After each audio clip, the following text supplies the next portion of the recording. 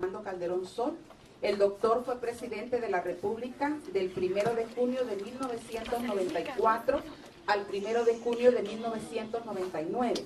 Recibió su doctorado en Jurisprudencia y Ciencias Sociales en 1977.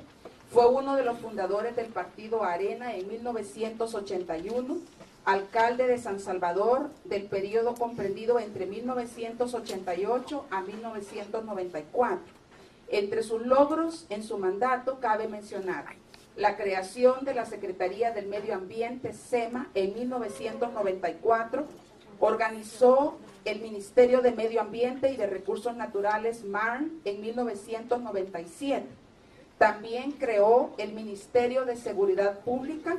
Le correspondió implementar varios puntos pendientes de la aplicación de los acuerdos de paz de Chapultepec. Durante su gobierno se implementó la reforma educativa que crearía el bachillerato general de 2 años y dejaría el bachillerato técnico vocacional de 3 años. También en esta época se inició la aplicación de la prueba de aprendizaje y aptitudes para egresados de educación media, PAES. Se creó lo que se llamó Escuelas Saludables, que fue un programa de alimentos y atención médica a escuelas públicas. Propuso en 1996 la creación de una ley que regulara la creación de organizaciones sin fines de lucro que son conocidas ahora como ONGs. En su periodo, la Asamblea Legislativa acordó la privatización de Antel, CAES y otras, como los fondos de pensiones denominados AFPs, hasta entonces de propiedad estatal. Sin dejar de mencionar que es autor del libro Anhelos y Desafíos del Presidente.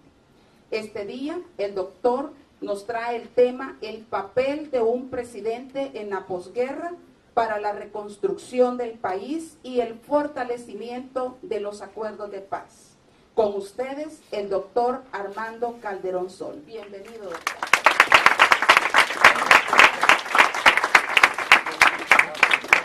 Muchísimas gracias. Es para mí un verdadero honor y un gusto estar aquí con ustedes, sabiendo que están interesados en saber la historia de nuestro país. Creo que todos los salvadoreños deberíamos de estar conscientes de la importancia que es saber la historia de nuestra patria y de los errores y de los aciertos que se han cometido en el pasado para no volverlos a cometer esos errores trágicos como el haber vivido una tragedia de la guerra fratricida entre hermanos salvadoreños. Fue años duros que ustedes tuvieron ya la suerte de nacer en un país en paz, porque tengo entendido que todos ustedes ya son de la nueva generación ya de 1997, 96, 97, o sea que la firma de los acuerdos fue en el 92, yo entré de presidente en el 94 y tuve una campaña política y tuve el honor y el privilegio de ser el primer presidente electo después de los acuerdos de paz.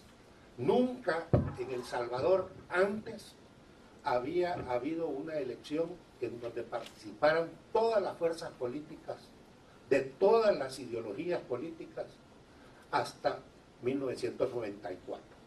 Ese fue un logro de los acuerdos de paz en el que ya estaba inscrito el Partido Comunista y que era un partido autoritario, era el FMLN, el que había combatido en la guerrilla, pero que gracias a los acuerdos de paz se había incorporado a la lucha democrática y había renunciado a la lucha revolucionaria y a la lucha armada. Así es que se había incorporado a la sociedad, al esquema democrático, el FMLN, y iba por primera vez también a las elecciones. Así es que 1994 se convierte en una fecha histórica, porque es por primera vez que va el FMLN y van las fuerzas de izquierda revolucionaria a elecciones en El Salvador, y esa es una gran corporación, porque el país había pasado ya a una paz. A mí me tocó el honor, pues, y el privilegio que me otorgó el pueblo salvadoreño de ser electo presidente en esas circunstancias. presidente Cristiani había hecho una gran labor de transformación en el país y había logrado firmar los acuerdos de paz y la paz. Pero había mucha deuda pendiente del compromiso que se habían adquirido en los acuerdos de paz. Los acuerdos de paz llevaban compromisos económicos, sociales, políticos, de transformación del país, un nuevo país. Era una refundación del país los acuerdos de paz. Y había muchas acciones pendientes dentro de los acuerdos que teníamos que cumplir. Y la campaña electoral mía había tenido un enorme debate y yo había adquirido un enorme compromiso de cumplir con los acuerdos de paz. El debate de la campaña era habían más dudas sobre mi persona y sobre Arena de que no quisiéramos cumplir con los acuerdos de paz o hacernos los retecheros, retrasando el cumplimiento. Entonces esa era la gran preocupación que tenía mucha gente de la sociedad civil salvadoreña y indiscutiblemente el FMLN. Pero yo estaba comprometido con mi palabra de honor, mi campaña, de que teníamos que cumplir con los acuerdos de paz. Entonces empezamos a ese enorme reto. En El Salvador, de la guerra, en el proceso de paz, de pacificación del país, Naciones Unidas nos ayudó muchísimo y los países amigos y amigos del proceso, que era Estados Unidos, México, Venezuela, Colombia, Panamá, España, y ese grupo de países se declararon amigos del proceso de paz de El Salvador y eran grandes colaboradores, pero también Naciones Unidas. Y Naciones Unidas tuvo un rol muy importante en El Salvador y hubo una invasión de gente de Naciones Unidas. Aquí ustedes salían a las calles y veías carros de Naciones Unidas blancos con ese de las Naciones Unidas, la ONU, pintados, andaban agentes de Naciones Unidas por todo el país para comprobar el cese de fuego acordado y entonces estaban desperdigados por todo el territorio nacional. Había muchos agentes extranjeros que andaban en los carros de Naciones Unidas y se paseaban por todo el país, comprobando el cese de fuego y esperando el cumplimiento de los acuerdos de paz. Entonces yo voy a elecciones, pero a mí me molestaba ver a los de Naciones Unidas, porque yo decía, este país está como semiocupado por fuerzas extranjeras, por estos carros de las Naciones Unidas, y a mí me molestaba. Tanto que una vez fui a Naciones Unidas a Nueva York y le dije al secretario general, miren, ustedes han hecho una labor maravillosa, pero ya hay presidente electo, ha sido electo democráticamente, ha participado el FMLN no tiene ningún problema, pero los quiero ver ahí. Yo lo que quisiera es que ustedes fueran, que ya salieran. Yo les agradezco todo lo que han hecho, porque hay un presidente legítimo, electo, pero hay un secretario, representante del secretario general de Naciones Unidas, que casi es otro jefe, que es como un país ocupado. Y no puede ser eso, le decía yo al secretario general. Y me dijo, bueno, mira, pero no puedo decir que me retiro ya, que no sé. Entonces hagamos una cosa, váyase desvanecido. Entonces se fue, vaya quitando gente, y se me va desvaneciendo y va quitando automóviles, los vende o los haga, lo que quiera, pero quita. Y así fue, acordado con Naciones Unidas, que empezó al ver mi voluntad de cumplimiento de los acuerdos, pues Naciones Unidas comprendió que en efecto tenía razón de que era necesario que se fueron desvaneciendo, tal como yo se los había pedido, no fue un retiro inmediato. Al final sí, pero ya casi ya no había nadie, pues ya sobre el representante con una secretaria y unos asistentes, pero ya era muy poco personal, pero ya se quitó totalmente. Ese fue un gran triunfo del gobierno porque habíamos estado cumpliendo a cabalidad con los acuerdos de paz. Los acuerdos de paz eran difíciles de cumplir y era un compromiso no fácil. Había acuerdos de reducción de efectivos de las Fuerzas Armadas. Había que disolver la Policía Nacional, había que disolver la Policía de Hacienda, la Guardia Nacional, que había sido una guardia rural muy efectiva en el control del crimen, pero también se les acusaba de muchos abusos de derechos humanos y de acciones de investigativas del delito demasiado forzadas, a veces declaraciones arrancadas a base de golpes y de tortura y no como una ciencia policial efectiva. Entonces había un cuestionamiento sobre estos cuerpos de seguridad, que era la Guardia, la Policía Nacional, la Policía de Hacienda, la Policía de Aduana. Había una Policía de Aduana que existía, que también se le atribuían algunos delitos y algunos excesos de autoridad. Entonces había que disolver esas instituciones y crear una nueva. Entonces el hecho de que yo llegara a disolverla, había temores y había miedos y había mucho personal que no quería que se disolviera, pero que era lo acordado. Y enfrentamos con mucho valor y iniciamos la disolución de cada una de esas instituciones. ¿Costó? Sí, hay 1000 historias para contar ahí, de que no los quisiera aburrir de todo lo que pasó.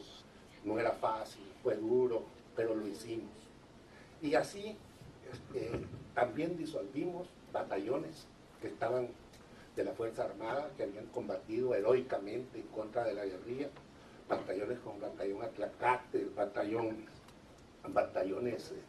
varios batallones de oficiales y de soldados de la Fuerza Armada que había que desmovilizarlos y desarmarlos, porque no vamos a seguir con una carga de tener un ejército de las dimensiones que había cuando la guerra.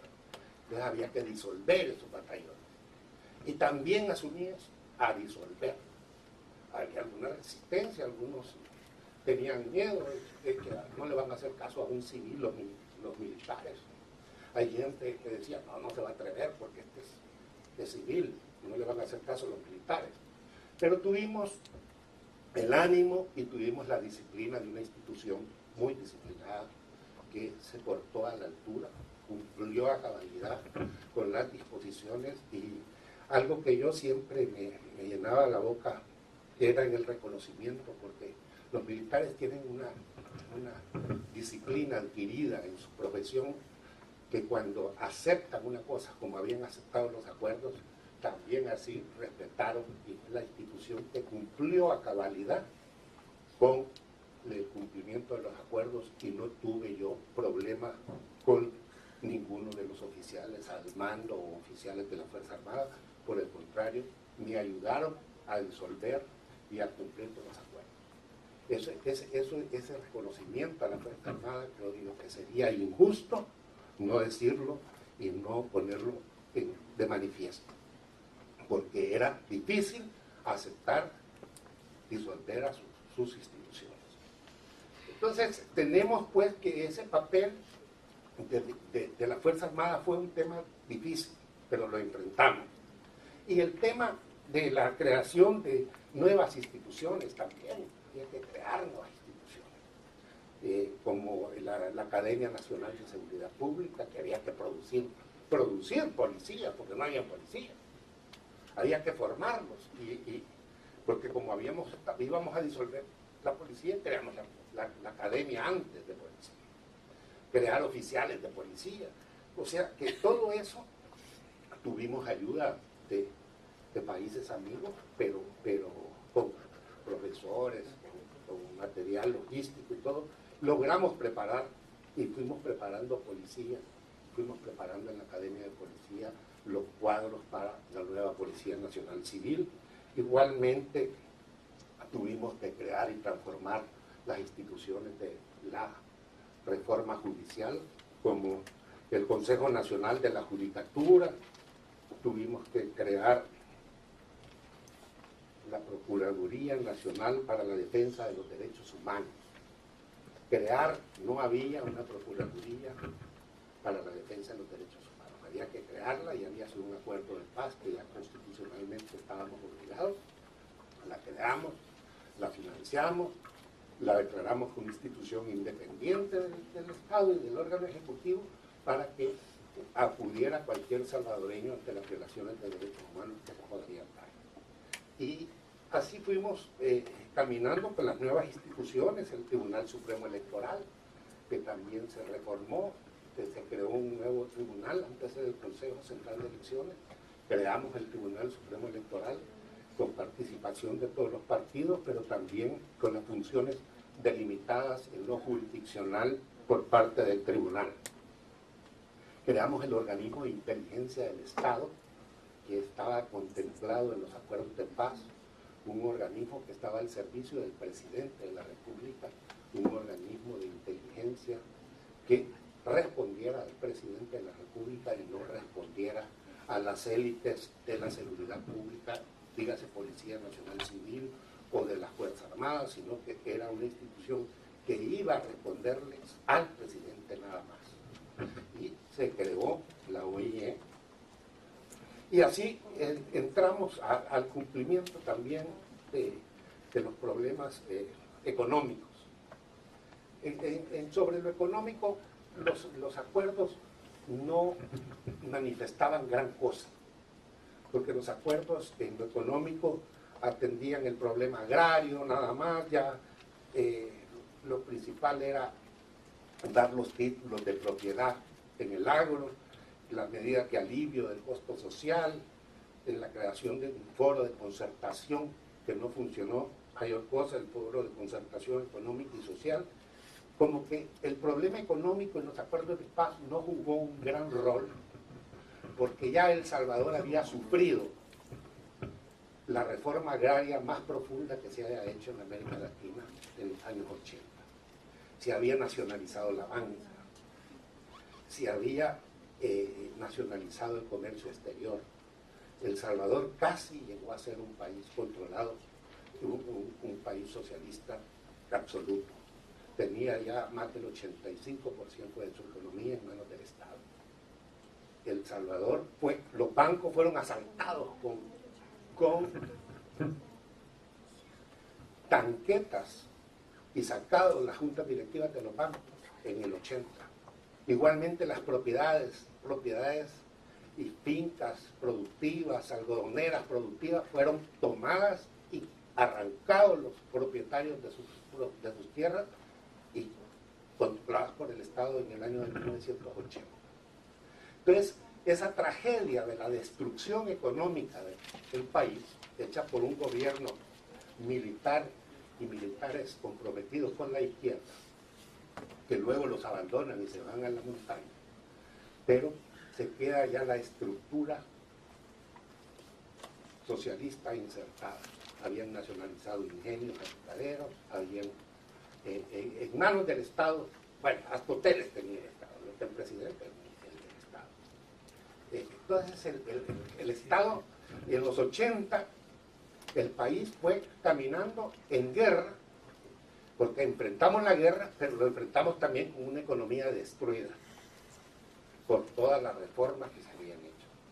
Y las reformas se hicieron, creo yo, y en el balance histórico se cree que se hicieron como una medida contrainsurgente, creyendo que haciendo esas reformas se separaba la revolución y separaba la lucha y guerra que había. Pero lo que ocurrió fue que, al contrario, la tragedia de El Salvador no solo era un problema interno, el problema de El Salvador también era un problema externo. Centroamérica fue el último teatro de operaciones de la Guerra Fría. Recuérdense que Centroamérica, Nicaragua había caído en manos de los comunistas. Fidel Castro alimentaba a Nicaragua con armamento, ese armamento venía para El Salvador y iba luego queriendo llegar a Guatemala y México, que eran sus objetivos finales. Entonces la lucha era geopolítica y la lucha era de una lucha externa a nuestro país. Tan es así que cuando se cae el muro de Berlín, en los 90, cuando se cae la Unión Soviética, la Unión de Repúblicas Socialistas Soviéticas, Rusia está el país dividido en dos, el mundo estaba dividido en dos partes, los países socialistas con la Unión, la República Socialista, y estaba el mundo occidental, Europa, Estados Unidos y América libre. Pero entonces se jugaba esa guerra. Entonces El Salvador estaba inmerso en ese problema. Era la primera plana de los periódicos del mundo, la guerra nuestra, la tragedia que vivía Centroamérica y la guerra de El Salvador. Pero por eso tuvimos esa gran connotación de la guerra, que ustedes tuvieron la suerte ya de no vivirla. Pero esos acuerdos de paz, por eso los teníamos que cumplir, porque los ojos del mundo entero también estaban en nosotros, y era crear un nuevo país democrático y en libertad. Y así lo hicimos y cumplimos con todo ese cúmulo de problemas que había. Cuando el mundo, en la guerra y en primera plana, El Salvador, los países estaban algo de ayudar, de querer ayudar a la paz, de querer ayudar a El Salvador.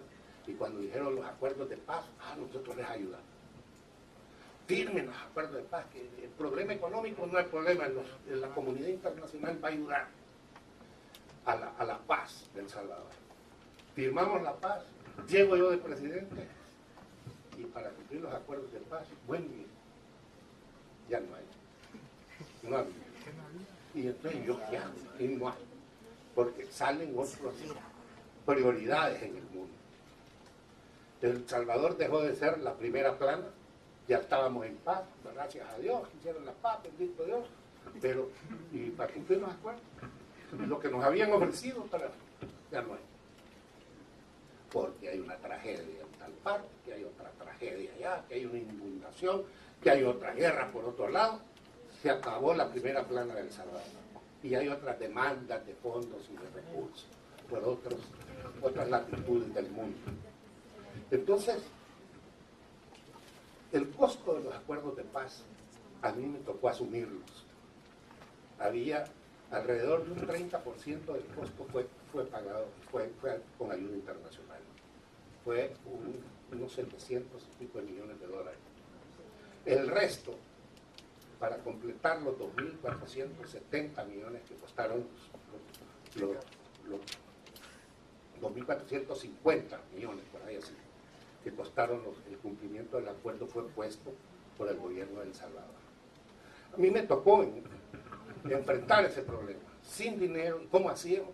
Tuve que subir el IVA. El IVA era un trago amargo que cualquier político no quiere hacerlo, que cae muy mal a toda la población y que hay que asumir esa responsabilidad. Me tocó tomarla y presentar al pueblo la necesidad de que teníamos que subir el IVA para enfrentar el cumplimiento de los acuerdos de paz. Si no, no podíamos salir adelante. Y en efecto lo logramos. Logramos un consenso con fuerzas políticas, porque no tenían ni los votos en la Asamblea para poderlo aprobar, pero después de mucho diálogo, después de mucha negociación, lo logramos hacer y logramos que saliera el pago del IVA y así enfrentar el cumplimiento de los acuerdos de paz. El FMLN, por variar, ni porque era para cumplir con los acuerdos, quiso dar sus votos. Cosa que me parecía a mí algo muy bajo de parte de ellos, porque estábamos en el cumplimiento de los acuerdos y que todavía no ayudaran con eso, no, era de caste político. Entonces a mí me tocó asumir eso, pero lo asumí, y indiscutiblemente las encuestas para abajo, ahí trapeaban conmigo todos, pero ni modo.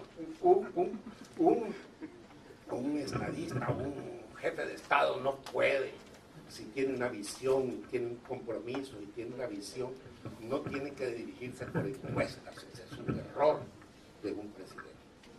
Tiene que actuar por su plan de gobierno, su estrategia económica, social, económica, política, y tiene que desarrollar sus proyectos sin estar pensando que su popularidad baja o sube. Eso es un error que ahora las ciencias políticas y los nuevos politólogos la han metido. Porque que todos están midiendo, y entonces hay muchos presidentes gobierna para la encuesta, no para lo bueno para el país, no para lo perdurable, no para lo que el país necesita, sino que para ver cómo logran subir su popularidad. Y así tenemos que muchos regalan zapatos, que otros regalan uniformes, que el otro regala esto. ¿Por qué? Porque eso, en un país pobre, pues eso demanda, pero no sería mejor darles una buena educación de calidad. ¿No sería mejor invertir eso en verdaderas escuelas, entrar a la tecnología y el internet? Aunque vaya con los zapatos a otros. Estuve en una reunión hace poco en el PNUD, aquí en la sede del PNUD, donde un connotado economista me dijo, usted tiene razón. Yo fui calzado hasta en el 5º grado. De 1er grado a 5º grado yo iba a la escuela descalzo. Y no tengo mal sabor por eso, porque éramos alrededor de un 8 a 12% en mi clase que éramos descalzos. ¿Y dónde está ahora? En el PNUD, un economista de primer nivel, que gana de primer nivel, y ese es un hombre que al 5º grado se calzó. Y yo no creo, lo dice de verdad, lo compruebo. Y se lo digo ahí a los del FMLN, enfrente de mí. Entonces les digo, miren, lo que ustedes están inventando no crean que es la panacea, porque yo fui calzado hasta en el 5º grado. O sea, a un país hay que sacarlo de la pobreza, y para crear igualdad de oportunidades no hay más que la educación. Porque en la educación, si tú educas a un ser humano, él llega a donde él se propone. Con esfuerzo, con trabajo, puede llegar a donde él quiera. Pero tiene que estar educado, formado, capacitado. Así es que ese es un gran mensaje para ustedes. No pierdan su tiempo. Tienen que capacitar, educarse, formarse, enfrentar el mundo. Y el mundo es más difícil ahora que antes. Hoy es más competitivo. Y ahora es más global. Ahora es una competencia ya sin fronteras de este mundo. No somos un país chiquito. Si el mundo lo tenemos entero. Ustedes lo ven todos los días en su computadora. Así es que la verdad que tienen que la capacitación, la educación, la formación es un enorme reto que tienen todos ustedes. Yo quisiera decirles que a mí me tocó también enfrentar y modernizar toda la estructura del país. El país estaba en una situación lamentable. Tuvimos que empezar a reconstruir carreteras que habían sido descuidadas en tiempo de la guerra. No había dinero para atender las carreteras. No había dinero para atender y reconstruir puentes. Tuvimos que endeudarnos. Reconstruimos los grandes puentes sobre el río Lempa. El país estaba casi partido, que no existían. Los 2 puentes habían sido dinamitados en la guerra, los 2 grandes puentes lindos, colgantes, que teníamos en El Salvador sobre el río Lempa fueron dinamitados en la guerra. Entonces tuvimos que construir los puentes para el oriente del país. Y lo logramos. Logramos reconstruir una cantidad de puentes, más de 21, 20 y tantos puentes en el país que fueron dinamitados en tiempo de la guerra. Así logramos levantar también toda la estructura eléctrica del país, que había sido dinamitada y constantemente en la guerra dinamitada, las torres eléctricas que se derribaban, que las lográbamos parar en tiempo de la guerra, una tecnología maravillosa de parte de los salvadoreños. Teníamos apagones, pero en las 3-4 horas ya habían levantado la torre, con helicópteros, habían puesto postes. La verdad que se creó una tecnología de los obreros salvadoreños genial y de los miembros de Excel, y lográbamos salir adelante con la energía. Sin embargo, tuvimos que ya en paz pues reconstruir todos esos tendidos eléctricos y las carreteras. El país también nos tocó hacer muchos pasos a desnivel. El Salvador ya era intransitable. Todos los pasos que ustedes ven había que hacerlos, y asumimos, bueno, asumimos el hacerlos. No había el tráfico que había ahora, pero sí era muy pesado también, y esos pasos eran importantísimos. Yo no sé si ya no podríamos vivir aquí si no hubieran esos pasos. No se pudiera hacer nada. Y ustedes ven que ahora las calles trabadas, trabado aquí y trabado la salida oriente. San Salvador está ahora por los dos lados ahorcado. Y ustedes ven cuál es el objetivo de decir que están trabajando, pero el país, estas navidades y el comercio y toda la ciudad está trabada. El tráfico está en una forma desastrosa.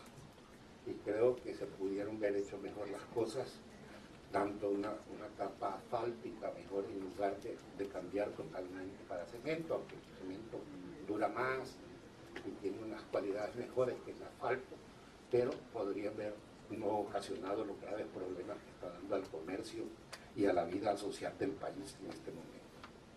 Yo veo que nos tocó asumir grandes retos como Antel. Antel era la empresa telefónica del Estado. Ustedes ya no vieron eso, gracias a Dios. Pero para conseguir un teléfono en El Salvador se pasaban hasta 10 años, 15 años.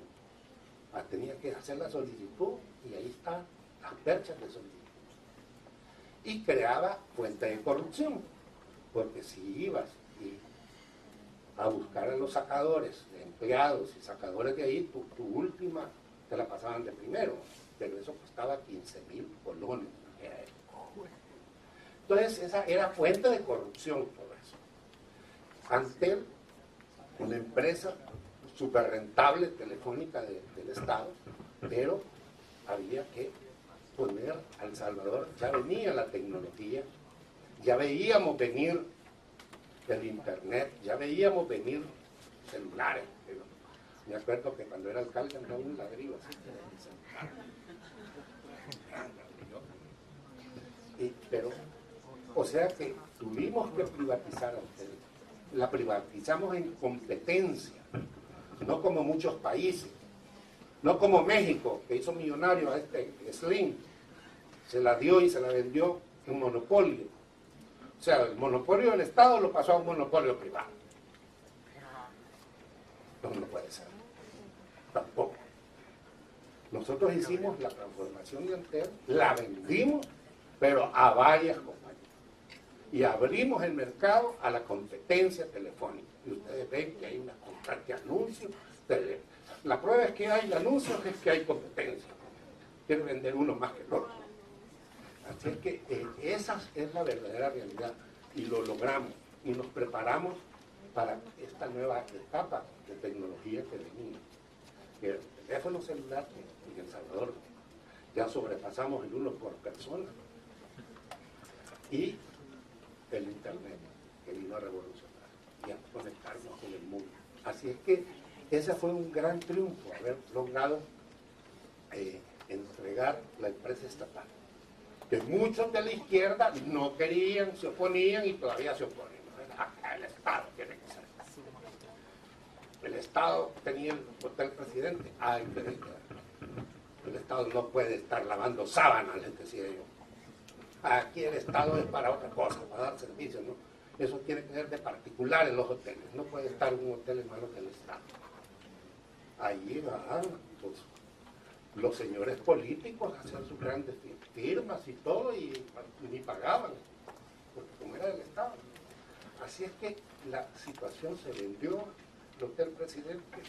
A mí me tocó como presidente de la República, sí, mucho miedo, porque el presidente puede decir que privatice esto, hagámoslo, perdimos la ley, lo logramos hacer, pero no sabes quién anda detrás haciendo negocio.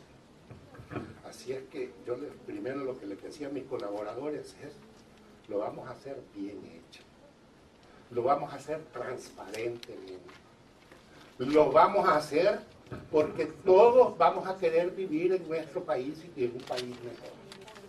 El que se me salga de la línea, lo puede ser impecable, va a ser duro. Aquí un ladroncito porque, miren, A un presidente le puede pasar lo que le puede pasar a un buen padre de familia. Un buen padre de familia, trabajador, abnegado, y no sabe las bandideces que anda haciendo el hijo o la hija. Es el último que se entera. Ya cuando la cosa está bien crecida, se viene a dar cuenta. Y dicen, mira, este dicho que pícaro era, ¿no? Ni cuenta se había dado el pobre viejo. Así le puede pasar a un presidente. El presidente puede ser honrado, puede ser honesto. Y nosotros andar haciendo lo que quieren. Así que yo me cuidaba, yo decía, aquí hay que advertir. Aquí el que se salga le corto la mano. Y gracias a Dios lo hicimos muy transparentemente. No hubo cuestionamientos y la prueba de que hizo las cosas bien. Así pusimos en venta ingenios, así pusimos en venta hotel, digo, electricidad, las compañías eléctricas, en competencias también las pusimos, porque había que modernizar el Estado. Había que entrar en la modernización del Estado. Quitamos trámites, muchas instituciones. Miren, y ya se ha dado un retroceso, ahora enorme. Antes, para inscribir una credencial de una sociedad anónima que había cambiado de directiva, se tiene que llevar la credencial a inscribir al registro de comercio. Eso, pues, en mi tiempo, reformamos el CNR, el Centro Nacional de Registro. Eso se registraba en un día y medio, ya estaba inscrito. Ahora pasa un mes para que le den la una propiedad, el registro de propiedad. Pues hombre, para que te digan, te la inscriban o no te la inscriban, tardaba semanas. Ahora tarda 3, 4 meses. Entonces, cuando tú tenés esa tramitología que paraliza la economía de un país, cuando estás de exportador, pero tenés que ir al Ministerio de Economía a sacar los permisos, tenés que ir al Banco Central de Reserva, tenés que ir al Centro de Estadísticas porque llevan la estadística de las exportaciones y tenés que andar dundeando de oficina en oficina para poder exportar. Entonces, ¿a quién estás paralizando? Es la economía, estás paralizando al país, estás paralizando la generación de empleo, porque un inversionista no puede ir a El Salvador, se va para Costa Rica, se va para otro país más civilizado, donde pues, los países también están en competencia. O nos ponemos claros y vemos que el mundo ha cambiado, que el mundo se ha globalizado, que no podemos estar pensando en la aldea, sino que ver para adelante. Si no hacemos eso, el país no va a salir adelante. El reto que tenemos es enorme. Y ustedes ya son una nueva generación. Ustedes son una esperanza, porque ya son de los que han entendido y entienden esto. Pero ustedes ven todos. Los guerrilleros no entienden esto. Ni porque anduvieron en el mundo consiguiendo pisto y haciendo toda la izquierda. No entienden. No entienden del mundo competitivo, no entienden de que hay que dar seguridad, estabilidad, gobernabilidad, para que un país esté tranquilo, para que vengan inversiones. Eso no lo entienden. Así es que yo tuve esos grandes retos y esa visión de privatizar, de consolidar la democracia, la división de poderes, porque el presidente no es un emperador, no se le nombra y es un cheque en blanco para que haga lo que él quiera. Un presidente está sometido a la Constitución de la República y no tiene más funciones ni facultades que la misma ley y la Constitución le da. No tiene otra. Tiene que respetar la división de poderes, el órgano legislativo. Tiene que respetar al órgano judicial y hacer cumplir las sentencias y la labor jurisdiccional de los jueces. Pero no puede andarse metiendo en la decisión de los jueces. Entonces, un presidente tiene que consolidar la democracia, la vida republicana, la división de poderes, el respeto al individuo y a las personas. Y eso es lo que se ha perdido mucho en nuestro país y tenemos que volver a reconquistarlo, porque yo digo, sin causarlo por esa visión, porque todos somos importantes. Yo les decía, cuando salí de presidente, y más que yo era fundador de Arena, y muchas veces los de Arena me decían, pero usted es fundador y mire, presidente, y Arena. Hoy ya soy presidente de todos. Ya no soy el presidente de Arena. Ahora soy presidente de todos los salvadoreños. De los que votaron y de los que no votaron por mí. Te convertís en el jefe de Estado. No solo de gobierno, sino jefe de Estado. Representás a todos. Y eso es lo que debe de entender el que llega a presidente. Que se convierte en un sujeto no de una fracción de pueblo, no de un partido, no de los que votaron. Se convierte en el presidente de todos. Ese es el régimen legal, jurídico, constitucional. Así es que yo no quisiera aburrirlo, soy un viejo que viene a contar ya sus historias. Y yo quisiera que platicáramos mejor, y que me hicieran preguntas, y que ustedes puedan expresarse y motivarlos a que me pregunten y podamos tener un diálogo. Porque yo creo que esa es la mejor forma de poder conversar. Es dialogando, y es a través del diálogo que yo quisiera que ustedes me hicieran preguntas.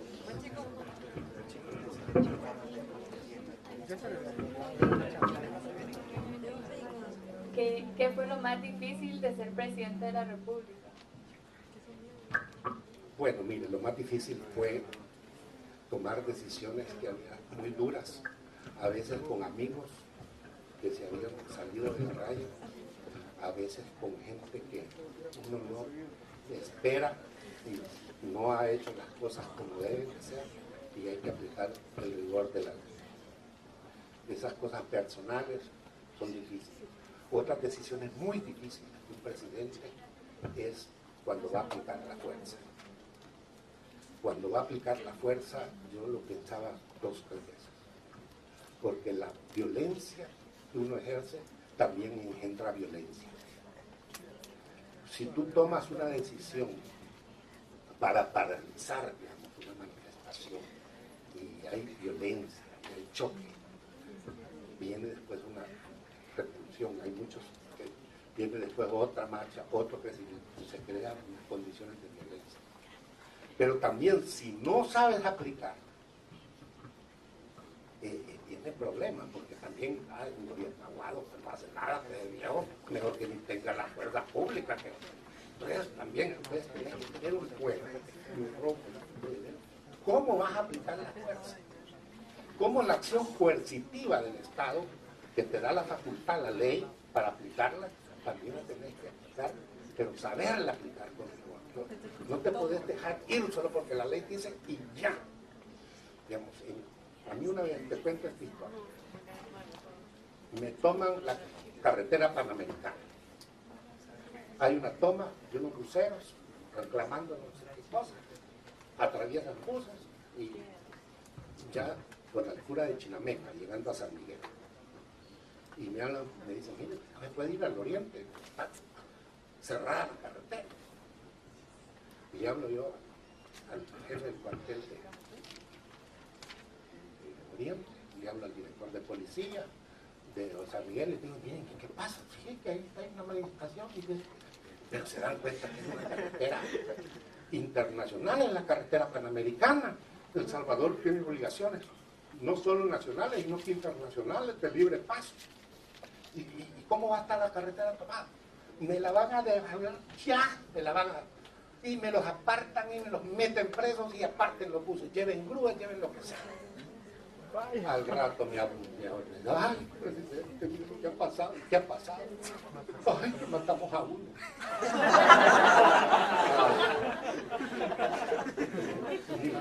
Ay, mire, a mí me van a mí, yo tengo familia y yo tengo mis hijos y los derechos humanos y me van a demandar que no sé qué, que no es parte, llorando. Viejo, vamos a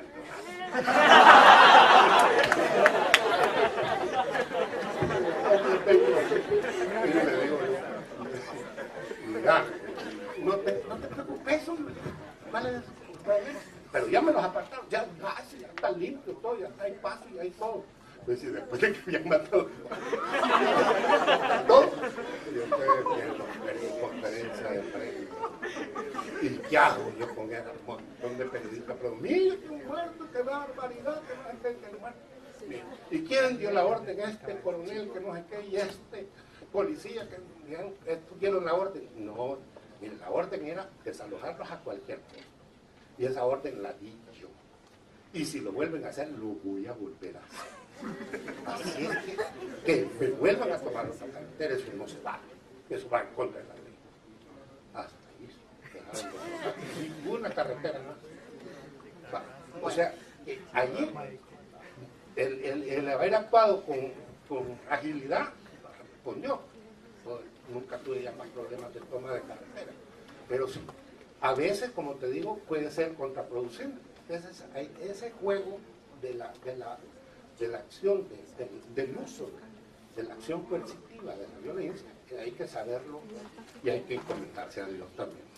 Bueno, vamos a la segunda pregunta. ¿Cómo mantuvo usted la inflación del país abajo del 2%, ya que estaba en un momento decisivo del país, pues le tocó la reconstrucción? Sí, fíjate que tuvimos bastante disciplina fiscal. La verdad que yo tenía un ministro de finanzas muy bueno. Y tuve a un hombre que es de mucho prestigio, reconocido internacionalmente, Manuel Enrique Jaime. Así es que todo el gabinete tenía problemas con él. Había ministros que no lo podían ni ver. Porque el ministro de Hacienda es el que tiene que poner freno a los gastos. Es el que tiene que poner freno, es el peor puesto de la administración, por ese ministro de Hacienda. Porque todos le piden dinero y es lo que no hay. Todos los funcionarios quieren hacer obras, quieren hacer de su ministerio el mejor ministerio, quieren hacer muchas cosas, pero muchos deseos, porque yo no creo que mucha gente llega a un cargo y quiere realizarse y quiere hacer un montón de cosas. Pero no hay, entonces el ministerio tenía mucha disciplina, el ministro de Hacienda, y eso me ayudó al control de los gastos, a la eficiencia de los gastos públicos y a la utilización de esos gastos maximizando todos los gastos, empleándolos bien, y eso fue parte del éxito del gobierno. Tercera pregunta. ¿Cuál fue una de las situaciones que escribe en su libro Anhelos y Desafíos del Presidente que le impactaron más en su vida como presidente?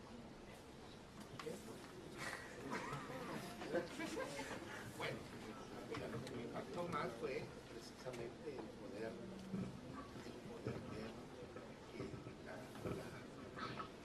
la actuación de los seres humanos es muy controversial. Mira, los políticos dejan mucho que desear en estos países. No hay conciencia y no hay cultura. Y yo creo que lo que le contaba al inicio a tu profesora, lo que me pasó con el Plan Educo. El Plan Educo era un gran programa maravilloso. Vinieron de Naciones Unidas y nos hicieron una medición de cómo estaba la educación en El Salvador. Y nos dimos cuenta que las escuelas rurales del país son un desastre. Niños de sexto grado venían a hacerles las mediciones a los niños de sexto grado de cualquier escuela rural y salían aquí como niños de segundo grado, tercer grado a veces. Entonces la deficiencia era evidente. ¿De qué hacer ante esa tragedia? Lo que pasaba era que muchos maestros que estaban apadrinados por la asociación o el sindicato de maestros, eran de 21 de junio, creían que eran inamovibles y hacían lo que querían. Y más los maestros rurales, que son nombrados desde San Salvador, a veces por favoritismos políticos, les daban el cargo, en la escuela del cantón tal. Ellos llegaban el lunes, porque era lunes, no salían el martes a llegar al cantón. Daban clases martes en la tarde, miércoles, jueves. El viernes se venían porque ya era el fin de semana y dejaban a los niños sin clases. Entonces los niños de El Salvador, de las escuelas rurales, recibían 2 días y medio de clase a la semana.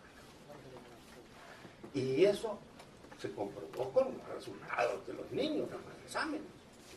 Entonces, ¿qué hacer para poder quitar esa costumbre? El lunes, porque el lunes, y que el atraso, y que las cosas de mi semana, porque la gente vivía en San Salvador, o vivía en Santana, o vivía en San Miguel, en las grandes ciudades, ¿no? Los maestros se iban a los cantones.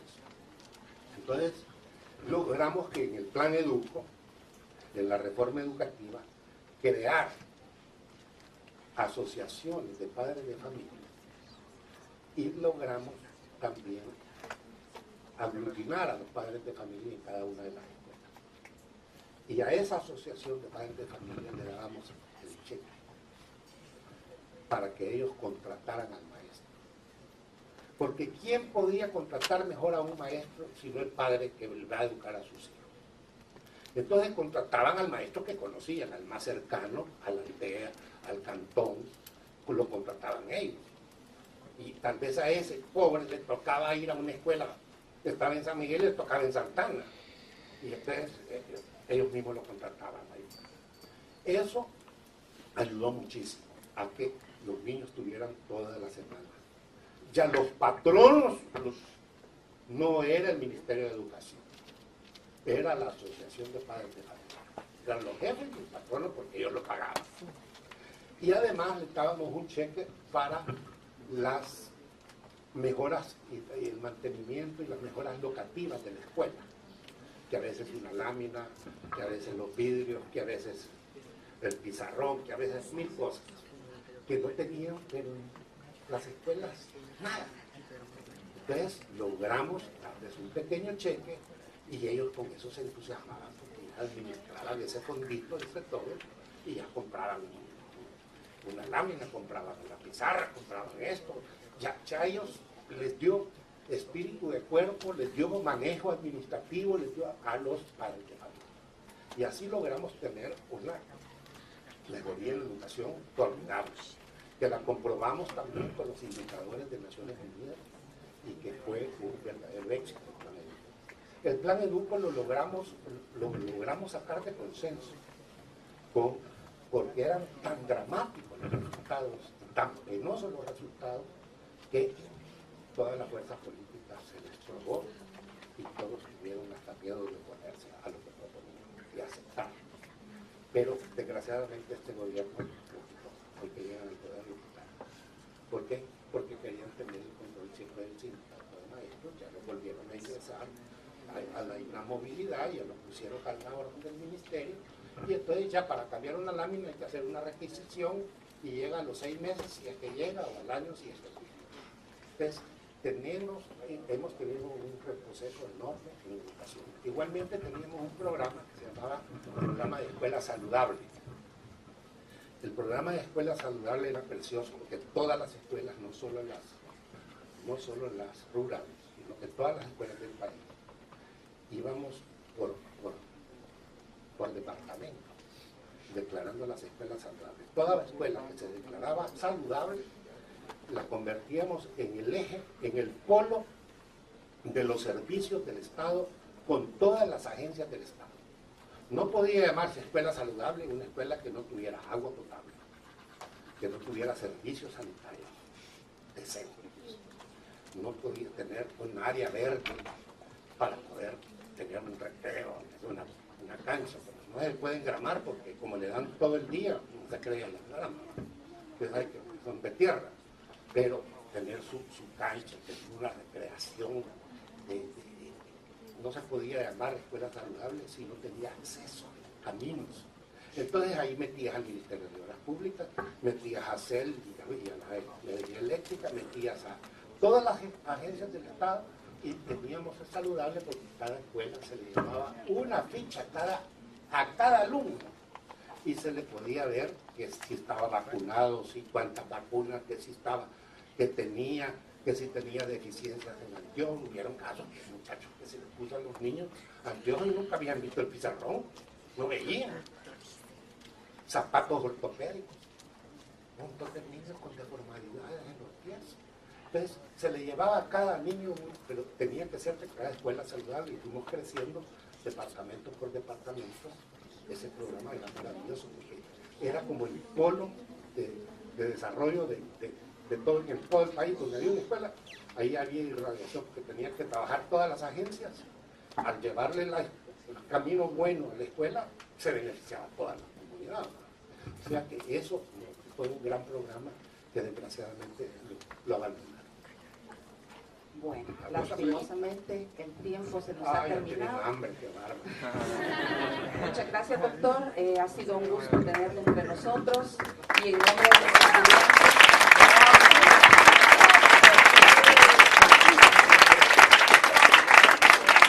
En nombre de los estudiantes de Estudios de El Salvador, queremos darle este diploma de agradecimiento que dice así: Escuela Americana extiende el presente diploma de reconocimiento al señor expresidente doctor Armando Calderón Sol por su colaboración desinteresada al exponer a los alumnos de Estudios de El Salvador de la clase del 2015 el papel de un presidente en la posguerra para la reconstrucción del país y el fortalecimiento de los acuerdos de paz.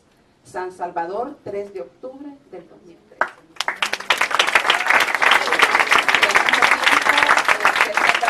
Pequeño obsequio en nombre de la Escuela Americana. Muchas gracias por su visita.